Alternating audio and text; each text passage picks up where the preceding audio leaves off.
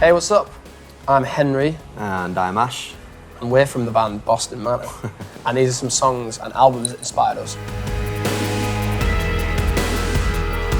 What Went Down? What Went Down?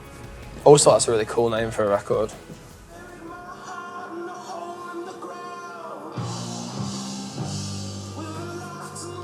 So what are you saying then? Why did you pick this track?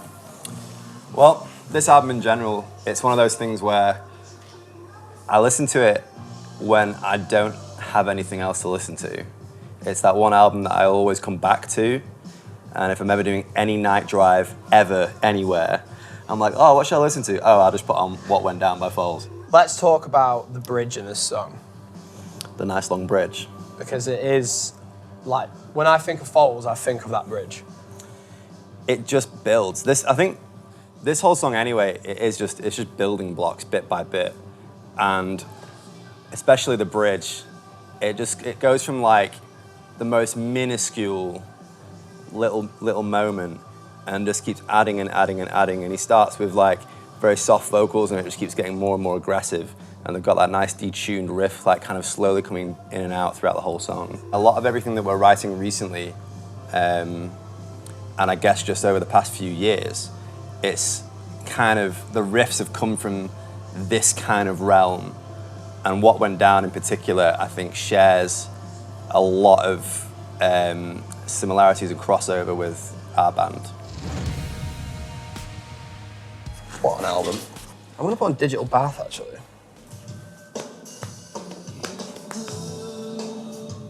Bam, bam.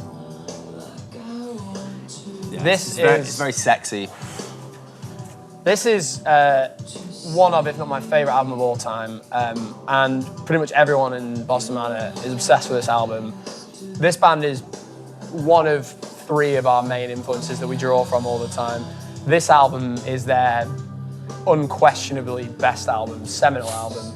It's quite inspiring for us because they were a band that were very much pinned into this sort of like nu metal scene. Yeah, well, it was just followed them around everywhere they went, and you know, Around the Fur, the album before, was really popular and it was sick, but then they really just kind of reinvented themselves on this album, and we were very much like a pop punk band, and then kind of decided that we wanted to just not depart. Yeah, just do something a bit different from what we were doing, and we kind of looked at this album as like, oh, you know, we don't have to do just the same thing twice. You know, we can do pretty much whatever we want to do, really.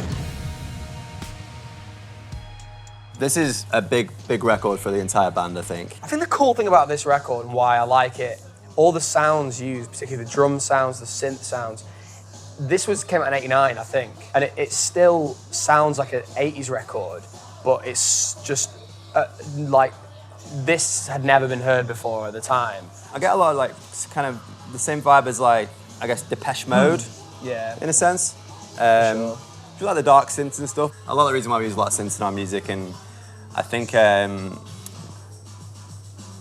our producer, Mike Sapone, who we do a lot of work with, he's a big Nine Inch Nails guy as well, so if we have any like ideas or whatever, we want to kind of like reference something, he's like the first person to be like, I know exactly what that is, I know exactly where that comes from, and we all kind of experiment together, don't we, which is pretty cool. Our kind of like dive into synths is directly correlating with our kind of love of Nine Inch Nails. So this is Untrue by Burial, who's a producer from London. So he's the king of samples. And this string section you're hearing right now is actually the intro music to Metal Gear Solid 2. Is it? And this whole song is full of really obscure samples. So a lot of the drums are made from bullet casings dropping on the ground from video games like Metal Gear Solid and stuff. But I think in terms of like establishing darkness and mood, especially as we kind of start to incorporate more and more elements of electronic music into our music, I look to this for a lot of inspiration at times, because it does fit with our moodier sound. I'll check it out. All right, man. Cool. Put it there.